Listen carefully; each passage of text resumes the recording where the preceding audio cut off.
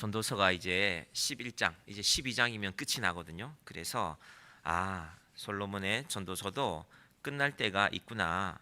인생에 허무하다, 흐무하다. 인생은 허무함으로 끝인가? 그래서 전도서를 처음 펼치는 분들은 당황합니다. 아니 이게 성경책인데 성경책이 이렇게 허무하다는 얘기만 계속할 거면 왜 성경책이야? 세상에 헛된 일들이 얼마나 많은데 술에 취해서 아니면 방탕하게 그렇게 살아가는 일들도 많은데 차라리 그렇게 살지. 그런데 전도서를 한 장 한 장 읽어 나가 보시면요, 우리가 깨닫게 되는 게 있습니다. 허무하다 하는 것이 전도서의 목적이 아니라 인생이 참 허무한 것인데, 그런데 이 땅의 일이 끝나기 전에 하나님의 부르심을 받기 전에 그 허무함 가운데서 과연 내가 보람 있게 가치 있게 살아갈 수 있는 길은 없을까 함께 찾아보자는 것입니다. 그래서 솔로몬이 허무하다라고 시작하지만 사실은 허무함이 결론이 아닙니다. 그래서 솔로몬이 전도서의 전체 내용을 보면요, 솔로몬이 전체적으로 볼 때 노년기 때인데요, 점점 세월이 지나가고 나이가 들어가는 상황입니다. 그래서 7장부터는요, 솔로몬이 하나님 앞에서 우리가 좀 바른 인생을 살아볼 수 없을까 하는 고민이 좀 더 깊어집니다. 7장 한번 가보시겠어요? 그래서 7장 2절에는 이런 말씀이 나왔죠. 전도서 7장 2절에 보시면요, 초상집에 가는 것이 잔치집에 가는 것보다 나으니. 우리가 이런 말씀을 읽을 때는요, 솔로몬이 무슨 생각하면서 이런 생각 썼을까, 이런 시를 썼을까 하고 생각해 볼 필요가 있습니다. 자기의 초상 치를 날이 다가온다는 것입니다. 내 인생도 이제 마지막 날이 다가오는구나. 마지막 날 내 인생의 장례식을 앞두고 나는 어디에 마음을 두어야 될까 하면서 그의 인생 결론을 하나하나 정리하는 것입니다. 그러면서 이제 9절로 가보시면요, 장래 날이 다가오는데도 여전히 세상의 헛된 것들에 관심을 두고 가는 사람들에게 9절에서 우리가 발견할 수 있는 말씀은 이런 것들입니다. 지혜는 사람의 얼굴에 광채가 나게 한다. 그럼 지혜가 없으면 눈빛이 어둡고 얼굴빛이 어두울 수밖에 없습니다. 위기에 있지만 눈이 반짝반짝하는 사람들이 있습니다.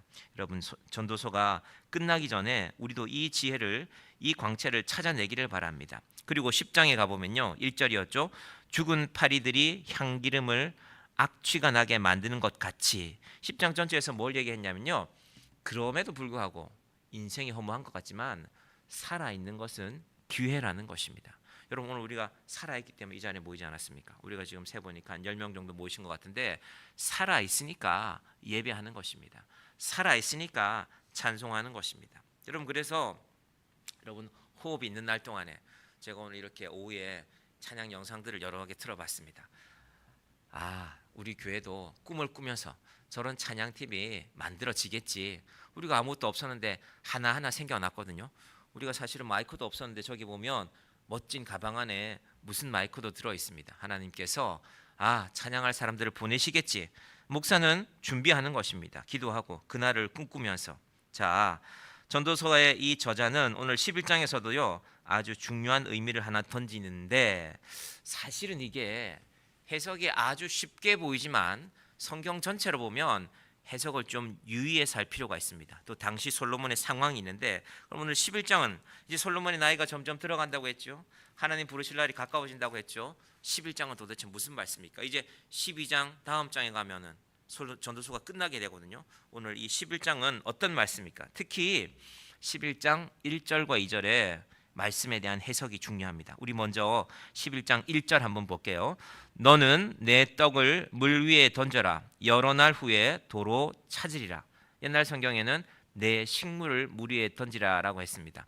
그걸 좀 더 직역해서 이 떡이라는 게 레헴이거든요. 레헴, 베들레헴. 예수님이 태어나신 동네가 베들레헴이지 않습니까? 떡공장, 떡방앗간.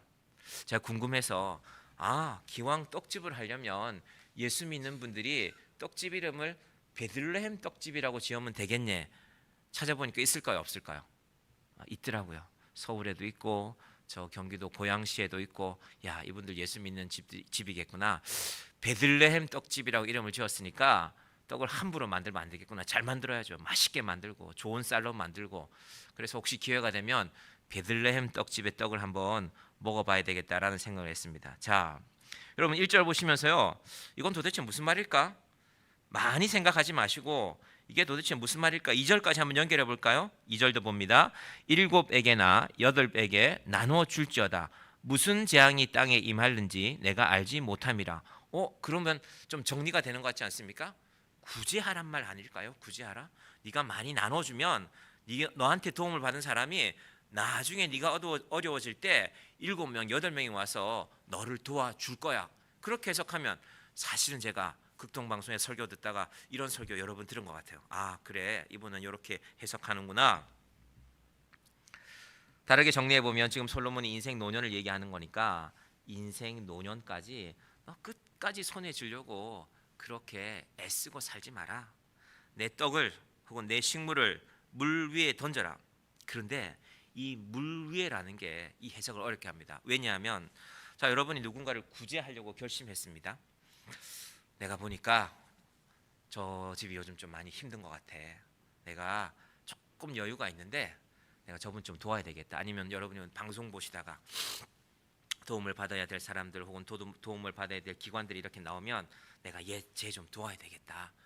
저도 유튜브에 보면은 저 친구는 우리가 한번 도울 필요가 있겠다 하고 이렇게 마음에 담아둔 영상들이 있는데 제가 제 카카오톡으로 옮겨놓은 영상들이 있는데 자, 보십시오.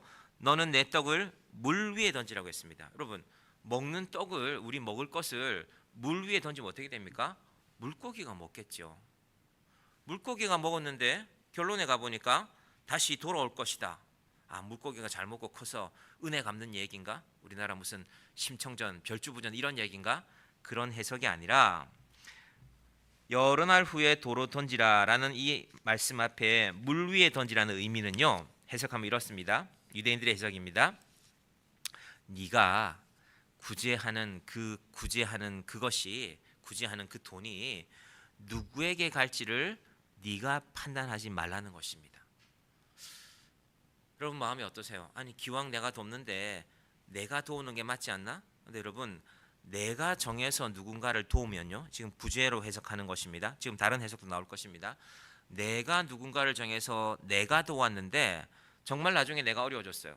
근데 그 사람이 안 도와주면 우리 마음에 어떤 생각이 듭니까? 배신감이 들겠죠. 그래서 1절과 2절을 구제로 해석한다면 물 위에 던지라는 이 의미가 중요합니다. 네가 정해서 주지 마라. 네가 누군가에게 베풀면 너에게 도움이 반드시 돌아올 것이다. 누가 주관한다는 겁니까? 하나님이 하시기 때문에. 그러면 구제라는 해석이 꽤 괜찮지 않습니까? 뒤에 보면은 2절은 그래서 더 마음에 들죠. 7에게나 8에게나 나눠줄지어다. 7이라는 숫자는 제가 성경에서 완전수라고 했잖아요. 할 수 있으면 많이 나눠줘라. 7도 완전하지만 할 수 있으면 좀 더 나눠줘라. 그러면 하나님이 너에게 갚아주실 것이다. 자, 제가 이렇게 말씀을 드렸습니다. 1절 2절을. 기분이 어떠세요? 기분 좋으시죠? 야, 내가 도와주면 내가 누구를 돕는지는 모르겠지만 누군가가 나를 도울 거야. 우리 성탄절 되면 구세군의 그 구세군 바구니 같은데 우리가 내가 도우면 이 식물은, 이 떡은 물 위에 던지는 거다. 내 재물은 물 위에 던지는 거다. 어딘가로 흘러가서 다시금 나에게 돌아올 것이다. 누가? 하나님이 그 일을 주관할 것이다. 이 해석이 참 멋진 해석이지 않습니까? 그런데 유대인들이, 랍비들이 모여서 전도서를 연구하면서 이 본문에 대한 두 번째 해석을 내놓았습니다. 그래, 그건 끝으로 보면은 구제가 맞는 것 같지만 솔로몬 시대의 상황을 생각하면 또 다른 해석이 가능해. 두 번째 해석이 뭘까요? 구제가 아니라 이걸 투자로 해석하는 것입니다. 여러분, 전도서 2장에 가보면요, 솔로몬이 많은 사업을 했거든요. 혹시 기억나십니까? 우리가 이미 한 여러 달이 지났으니까 전도서 2장 말씀 가서 한번 보면요, 이런 내용들입니다. 솔로몬이 사업을 얼마나 많이 했습니까? 2장 1절부터 보시면 나는 내 마음에 이르기를 자, 내가 시험 삼아 너를 즐겁게 하리니. 이 사업을 하면은 기대가 되고 이 에너지가 샘솟고 마음이 즐겁지 않습니까? 그 사업하는 분들의 에너지가 있잖아요. 너는 낙을 누리라 하면서 내 마음으로 깊이 생각하기를 4절 가봅니다.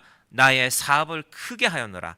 나를 위하여 집도 짓고 건축 사업도 하고 포도원을 일구고 농업 사업도 하고 여러 동산과 과원을 만들고 나무를 심고 수목을 기르고 남녀노비들을 사고 내가 종합 상사를 한번 만들어 봤다. 요즘 말로 하면 대기업으로 내가 한번 일궈봤다. 솔로몬이 투자의 귀재거든요. 그런 솔로몬의 입장에서 오늘 본문을 다시 해석해 보면 어떨까? 너는 내 떡을 물 위에 던져라. 여러 날 후에 도로 찾으리라. 이건 무슨 말일까? 당시에 솔로몬이 물이라는 것을 상징하는 제일 큰 물은 역시 바다죠. 바다에 가서 해상 무역에 한번 투자를 하라는 것입니다. 솔로몬이 백향목으로 성전을 지었죠. 자기 집도 짓고. 그러니까 해상 무역인 거 알잖아요. 그 나무가 어디서 왔습니까? 레바논에서 왔죠. 원래는 솔로몬이 부탁하지 않았으면 레바논 왕이 그 목재를 아주 비싼 값에 팔았을 것입니다. 우리나라도 부산이나 인천항에 가보면 24시간 내내 컨테이너리 올라가고 내려가고 우리가 수출하는 것, 수입하는 것들이 왔다 갔다 하는 것을 볼 수가 있습니다. 제가 어릴 때 부산에 살고 있는 친척 집에 가서 그 집이 좌천동이라는 부산의 산 비탈에 있었는데 부산항이 잘 내려다 보여. 망원경도 그 집에 있어서 밤새도록 본 적이 있어요. 신기해서 야 도대체 밤 11시에도 저 많은 배들이 와서 저 많은 컨테이너를 내리고 있구나.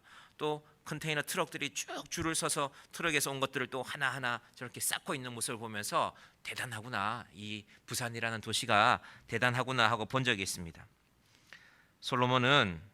그래서 솔로몬에 대한 해석을 이스라엘 사람들이 이 해석을 하는 사람들은 비교적 현대의 유대인들입니다. 유대인이 전 세계에 투자를 하지 않습니까? 돈이 되는 곳이라면 유대인들은 다 투자하거든요. 그러면 솔로몬은 인생 마지막에 자기의 인생 지혜 가운데 바로 투자에 대한 지혜를 나누는 것이다. 이건 전적으로 유대인들이 자신들의 입장을 유리하게 만드는 것입니다. 지금 전 세계인들이 세계적인 사업가들이지 않습니까? 이 해석이 자기들한테 들어맞는 거잖아요. 자, 그럼 이건 어떤 의미입니까?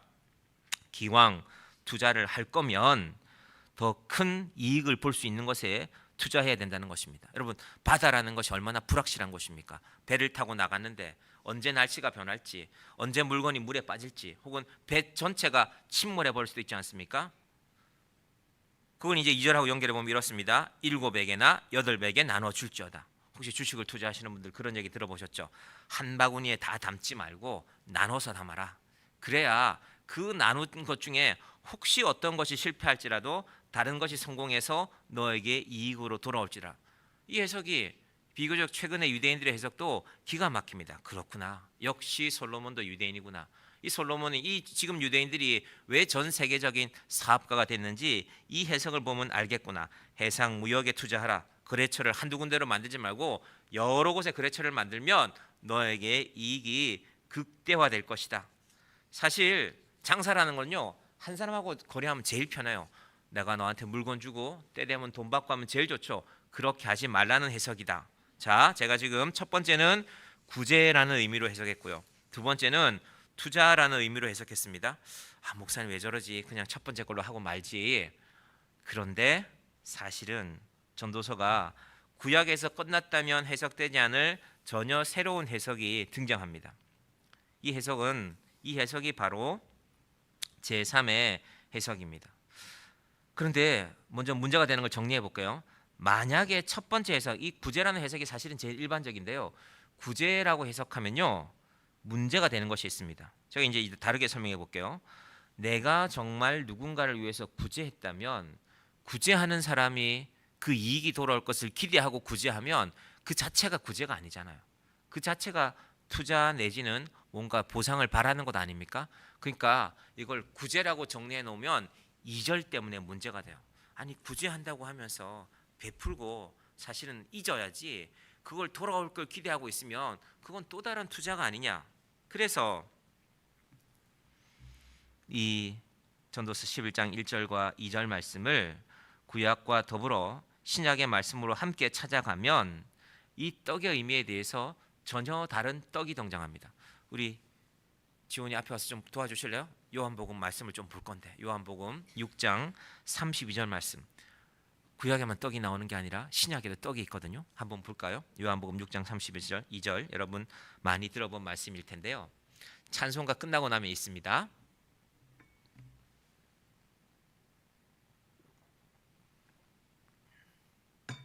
아유 감사합니다. 우리 같이 한번 볼까요? 시작.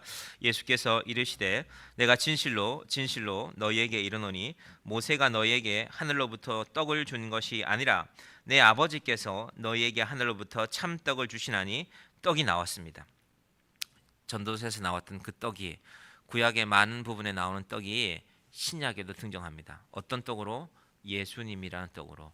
영원한 떡으로, 진실한 떡으로, 변치 않는 떡으로 예수님이 등장하고 있는 것입니다. 제가 방금 말씀드렸던 구제나 혹은 투자라고 해석할 수 있어요. 성경의 해석이니까. 하지만 이것이 성경이라는 것으로 우리가 돌아가서 생각해 보면, 여러분, 구제는 성경에서 말고도요, 세상 곳곳에 구제하며 사는 사람들 많습니다. 기독교인들도 구제를 많이 하지만 기독교와 전혀 상관없는 분들도 구제하는 삶을 살아가는 분들이 세상에는 많이 있습니다. 그런데 이 말씀이 성경에 있기 때문에, 성경 말씀이기 때문에 성경 전체에서 떡의 의미를 가장 귀하게 해석하는 것은 바로 하나님께서 우리에게 주시는 영원한 생명의 떡이신 예수님이 되는 것입니다. 33절까지 한번 가볼까요? 요한복음 6장 33절 가봅니다. 6장 33절, 시작. 하나님의 떡은 하늘에서 내려 세상에 생명을 주는 것이라. 그러면 물 위에 던진다는 의미가 정리가 됩니다. 하나님의 떡은 물 위에 혹은 바다 위에 온 세상 가운데 던져도 모든 사람이 먹을 수 있는 떡이 되는 것입니다. 오병이어의 의미 중에 하나는 바로 거기에 있습니다. 우리는 항상 우리가 정한 것만큼만, 내가 이만큼 일했으니까 이만큼의 소득만 기대하는 것을 인생이라고 생각하지만, 하나님은 그런 인생만이 아니라 은혜를 말씀하셨습니다. 정직하게 일하는 것이 필요하지만, 누군가를 돕는 것이 필요하지만, 하나님의 도움을, 하나님의 은혜를 받으라는 것입니다. 마치 물 위에 떡을 던지듯이 하늘에서 은혜가 내려온 것 아닙니까? 여러분, 하늘에서 무언가가 내려온다는 것은요, 양을 생각하지 않는 것입니다. 여러분, 하나님이 이 온 세상에 비를 주지 않습니까? 사람들은 물론 그 양을 재지요. 강수량이 얼마다, 눈이 몇 센치 내렸다, 그건 사람이 재는 것이지요. 비라는 것의 근본적인 의미는요, 하나님이 온 세상에 공평하게 내려주는 것입니다. 여러분, 은혜도 마찬가지입니다. 그래서 잠언의 이 떡, 너는 내 떡을 물 위에 던지라는 보다 근본적인 해석은, 하나님께서 예수 그리스도라는 떡, 생명의 떡을 온 세상에 나누어 주셨다는 것입니다. 온 세상에 나누어 주셨기 때문에 온 세상이 나누어 가지는 것입니다. 이제 그런 의미에서 우리가 전도서 제가 11장 2절을 한번 다시 볼게요. 7배게나 8배게 나눠 줄지어다. 이 떡의 의미는 나누어 주는 데 있습니다. 떡이 귀하니까 나만 먹어야지가 아니라 떡이 풍부하니까 나눠주라는 것입니다. 여러분, 우리 교회가 이 의미에서 나눠줄 수 있는 교회가 되기를 바랍니다. 하나님께서 우리에게 이 생명을 나누어주는 그 권리를, 그 책임을 우리에게 주셨습니다. 자, 보십시오. 2절의 하반부 보십시오. 이 해석이 중요합니다. 11장 2절 제가 읽어볼게요. 전도서입니다. 지원이 조금만 더 있으세요. 무슨 재앙이 땅에 임할는지 내가 알지 못함이라. 여러분, 세상에서는 우리가 어떤 일을 당할지를 모릅니다. 제가 여러 번 반복되는 말씀이지만, 내 인생이 내 계획대로 간다는 것은 세상이 내 계획 안에 있을 때입니다. 근데 내 계획대로 가지 않으면, 최근에 우리나라에서도 이렇게 안타까운 사고들이 있었죠. 무안공항에서도 사고가 있었고, 얼마 전에도 아마 연휴 때였나요? 홍콩으로 가는 비행기가 천장이 다 타버렸잖아요. 아마 승객의 수화물 때문에 불이 난 것 같은데, 그런 놀라운 일들이 생각은 했겠습니까? 비행기 타고 있는데 내 머리에서 불이 났으니 얼마나 놀랬겠습니까? 다행히 큰 사고로 연결되지 않아서 너무나 감사한 일이지만, 어떤 재앙이라도 이 재앙의 결론은요, 죽음입니다. 죽음. 예수 그리스도의 생명의 떡을 갖지 않으면, 생명의 떡이 온 세상에 나눠지지 않으면 죽음이 임했을 때 아무도 살아날 수 없다는 것입니다. 여러분, 그래서 잠언 11장 1절과 2절은 그런 의미에서 예수님의 떡으로 해석하는 것이 성경 전체에서 제일 합당한 해석이 되는 것입니다. 그러면서 이제는 예수님 본인의 말씀이 등장하죠. 자, 35절 말씀 띄워주시겠습니까? 요한복음 6장 35절. 두 칸 더 내려가면 됩니다. 잘 안 됩니까? 하나 더 됐습니다. 볼까요? 예수께서 이르시되 나는 생명의 떡이니 내게 오는 자는 결코 줄이지 아니할 것이요 나를 믿는 자는 영원히 목마르지 아니하리라. 이 말씀을 읽어보니까 전도서 11장 1절과 2절은 이제 됐습니다. 이렇게 해석하는 것이, 예수님께서 수고하고 무거운 짐진 자들아 다 내게로 오라고 하는 것도 마찬가지입니다. 여러분 집에 손님이 한 명, 두 명 오면야 밥도 좀 차리고 과일도 좀 내놓고 하겠지만 손님이 10명, 20명, 50명, 100명 오면 큰일 나겠죠. 그런데 예수님은 왜 수고하고 무거운 짐지자들아 다 내게로 오라고 할까요? 줄 것이 있으니까. 나는 너에게 생명의 떡을 준다. 여러분 세상 사람들이 요즘 이 정치 상황 속에서 기독교를 향한 비난들이 많아요. 뭐 여러 사람들의 목사들의 이름이 떠오르고 있습니다. 물론 저는 그분들이 정확한 목사인지부터 확인하고 싶지만, 그런데 중요한 것은 정말로 우리가 교회라면, 정말로 우리가 예수를 믿는다면 우리에게는 세상에 줘야 할 떡이 있습니다. 이번 주일에도 우리가 맛있는 떡을 먹었지만 그 떡도 좋지만 예수 그리스도의 생명의 떡을, 그래서 예수님이 어떻게 말씀합니까? 내게 오는 자는 결코 줄이지 아니할 터요. 내가 주는 거 먹어야 된다. 세상 모든 것들은 먹고 나면 얼마 지나면 다시 배고픈 것들입니다. 그러나 주님이 주시는 영원한 떡은 배고프지 아니하고 목마르지 아니한 것입니다. 그래서 우리가 이 전도서의 결론이 가까워지고 있는데, 특히 전도서 11장의 1절과 2절의 말씀을 제가 오늘 이 해석으로 말씀드렸습니다. 자, 그리고 나서 우리는 이제 11장 1절에 너는 내 떡을 물 위에 던져라 여러 날 후에 도로 찾으리라. 이건 제가 로마서하고 한번 연결시켜 보겠습니다. 우리가 죄인인데, 죄인인 우리가 살아나는 길은 율법에 얽매이는 있는 것이 아니라 죽는 것이라고 했습니다. 죄에 대해서 죽는 것. 근데 우리가 죽을 수 없잖아요. 우리 죽으면 다 끝인데요. 예수님께서 십자가에서 우리에게 못 박히신 그 예수님의 죽음이, 그 죽음을 우리가 받아들이는 것입니다. 그래서 여러 날 후에 도로 찾는다는 것은요, 이게 생명이라는 의미로 보면 우리 생명을 한번 던지고, 예수님이 그러하였듯이 우리 인생이라는 것도, 우리의 믿음이라는 것도 우리의 생명을 던져서 믿는 것입니다. 그렇게 되면 우리가 오늘 불렀던 이 찬양의 가사가 분명해지죠. 이 세상에 있는 것들이 다고, 이 세상에 있는 것이 제일 중요하면 우리가 이 찬양 부를 수 없죠. 죄 많은 이 세상은 내 집 아니네, 내 모든 보화는 저 하늘에 있네. 이 보화 중에 어떤 보화가 있어야 되겠습니까? 내 영원한 생명의 보화는 저 하늘에 있다는 것이 바로 우리의 믿음인 것입니다. 여러분, 그래서 정말로 그 생명을 믿으면 이 땅에 있는 것들이 중요하기도 하죠. 사랑스럽기도 하죠. 사람에 대한 애정도 얼마나 좋습니까? 내 마음에 맞는 한 사람 있으면 인생이 별로 두렵지 않죠. 나 저 사람만 있으면 돼. 나 저 사람 한마디 서로 얘기 나누는 것으로 내 삶은 충분해. 하지만 예수님께서는 전도서 11장 1절과 2절의 해석을 따르면 이 땅에 있는 것으로 우리를 채울 수가 없기 때문에 오늘 이 말씀이 우리에게 예수님의 의미로 다가와야 되는 것입니다. 십자가에서 죽은 예수님인 것 같지만 도로 찾는다는 것은 무엇입니까? 부활의 영광 안에서 우리가 그 생명을 도로 찾는 것입니다. 그런 의미에서 베들레헴 떡집에서, 떡방앗간에 있는 동네에서 태어나신 이 예수님이 우리의 생명의 떡이 되는 것입니다. 자, 그러고 나서 이제 우리 3절로 한번 가봅니다. 자, 우리가 그런 생명의 떡이신 예수님을 믿는다면 우리 인생의 또 다른 날들을 우리가 이렇게 해석해 가는 것입니다. 11장 3절 봅니다. 구름에 비가 가득하면 땅에 쏟아지며 나무가 나무로나 북으로나 쓰러지면 그 쓰러진 곳에 그냥 있으리라. 이게 무슨 말일까? 구름 속에는 원래 비가 가득하거든요. 근데 우리는 얼마만큼 있는지는 알 수 없습니다. 언제 어떻게 쓰러질지도 알 수 없죠. 큰 나무가 있는데 이게 어느 방향으로 쓰러질지 우리는 알 수 없습니다.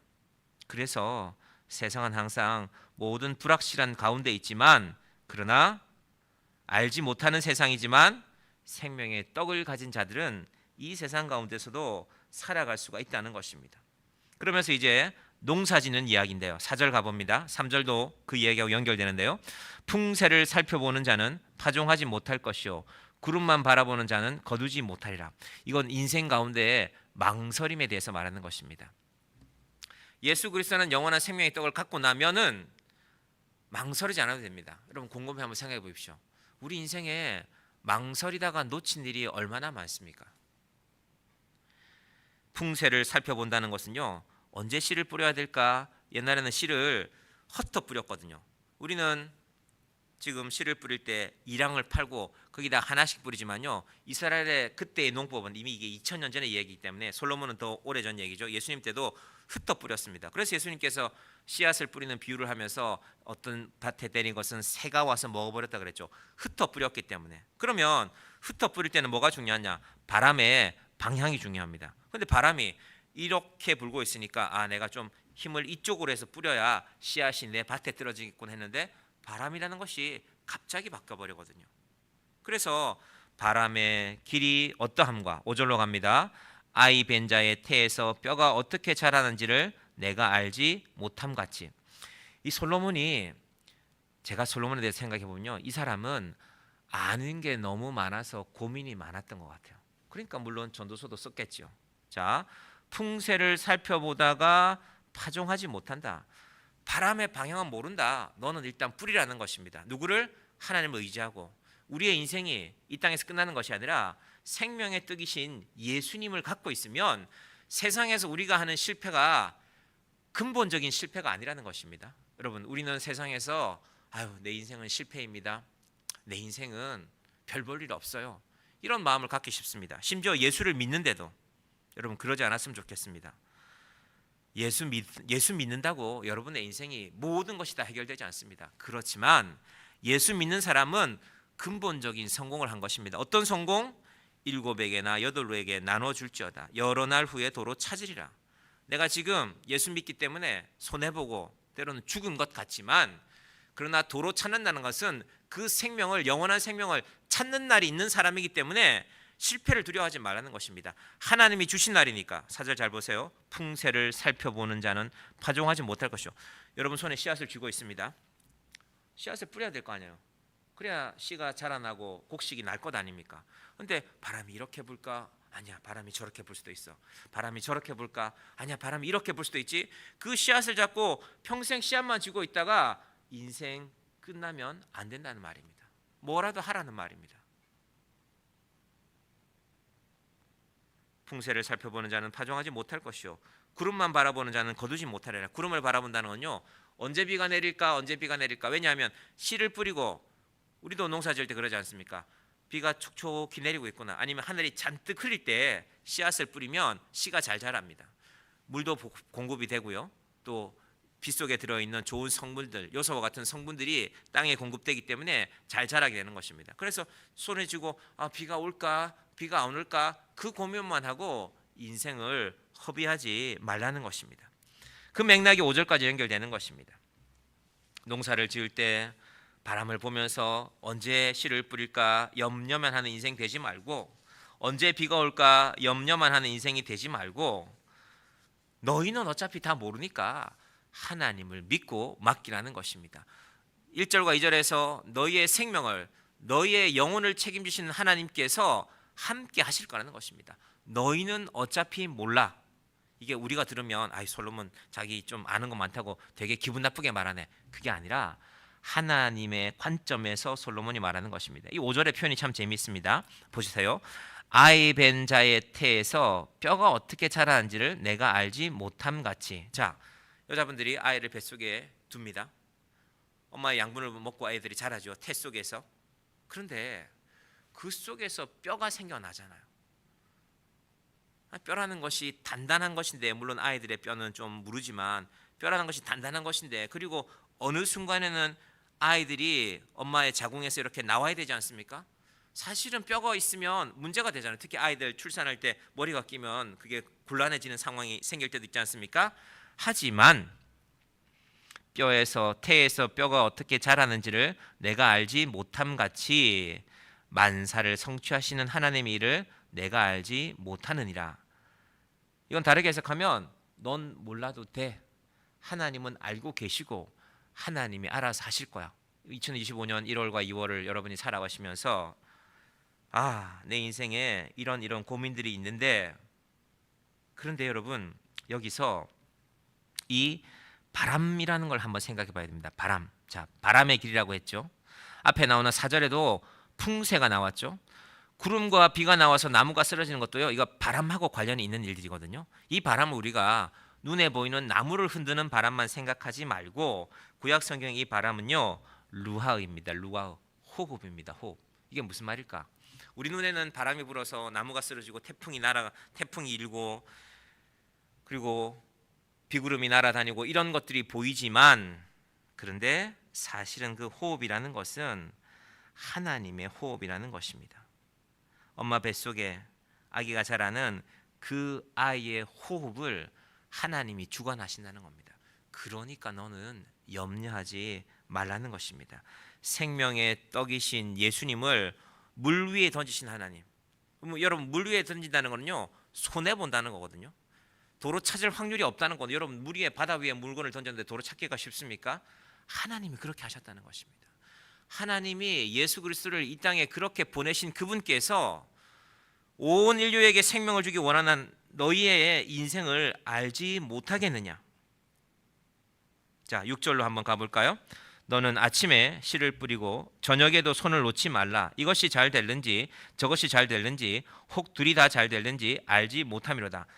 이건 하나님께 모든 것을 맡겼으니까 난 아무것도 안 할래가 아니라 인생의 태도에 성실하는 것입니다. 오늘 하루에 성실하고 내게 주어진 일에 성실하고 너의 지경에 성실하고 제가 아직 젊다면 젊지만 하나씩 인생을 살아가면서 하나씩 깨닫는 게 있는 게 같습니다. 너무 많이 욕심낼 필요가 없구나 하는 것입니다. 여러분 인생 살다 보면 욕심나는 일들이 많죠. 특히 내가 갖고 싶은 물건인데 내가 갖지 못했을 때 욕심이 나죠. 나도 저거 갖고 싶은데 나도 저거 있었으면 좋겠는데. 그런데 6절을 잘 생각해 보면 네가 뿌린 씨앗에 대해서만 마음을 두라는 것입니다. 그리고 그 일에 최선을 다하라는 것입니다.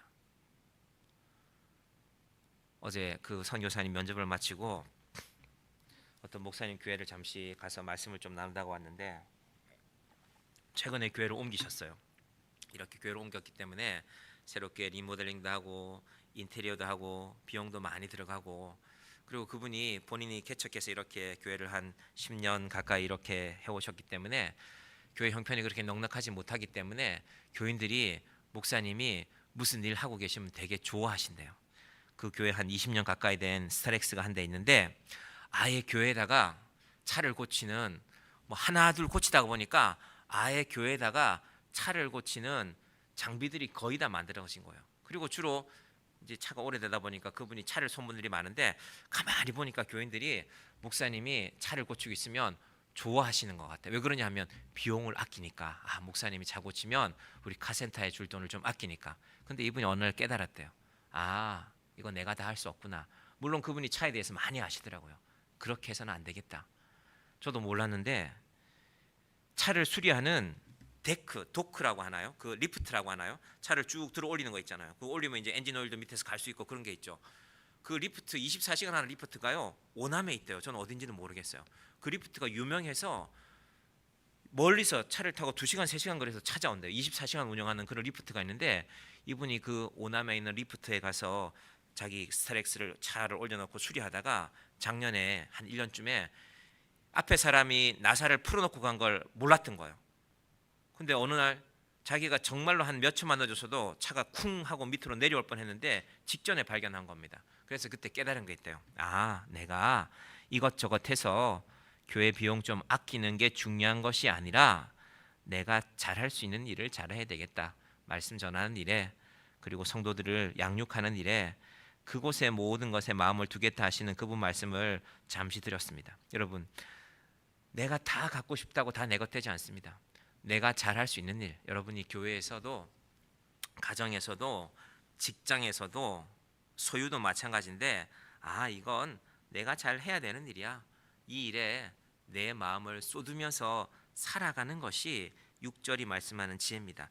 아침에 씨를 뿌리고 저녁에 손을 놓지 말고 이것이 잘 될는지 저것이 잘 될는지 혹 둘이 다 잘 될는지 알지 못하기 때문에 그 둘만 살펴 둘이라고 분명히 얘기했습니다. 여러 개라고 얘기 안 했습니다.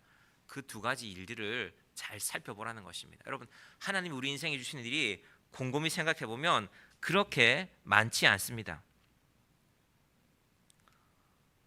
너무 많은 것을 가지려고 하면 필요한 것들이 너무 많아져요. 여러분, 좋은 집이 생기면 좋은 집을 채워야 됩니다. 좋은 집을 채우려면 끝이 없죠. 요즘 사람들은, 젊은 사람들은 몇 년에 한 번씩 인테리어도 한다는데 그 세상의 일은 끝이 없습니다. 자, 이제 7절 8절 보고 오늘 말씀 마치겠습니다. 빛은 실로 아름다운 것이라 눈으로 해를 보는 것이 즐거운 일이로다. 이게 뭐하고 연결되냐면요, 살아 있을 때, 생명이 있을 때. 로마의 사형 방식 중에 제가 내일 로마서 7장 8장 설교하다가 읽었던 내용인데, 로마의 사형 방식 중에는요 정말 처참하죠. 죄수를, 사형수를, 특히 국가의 반란을 처한 사형수들을 마지막 사형하는 방법 중에는요, 이미 죽은 시체에 사형수들을 묶어 놓는 것입니다.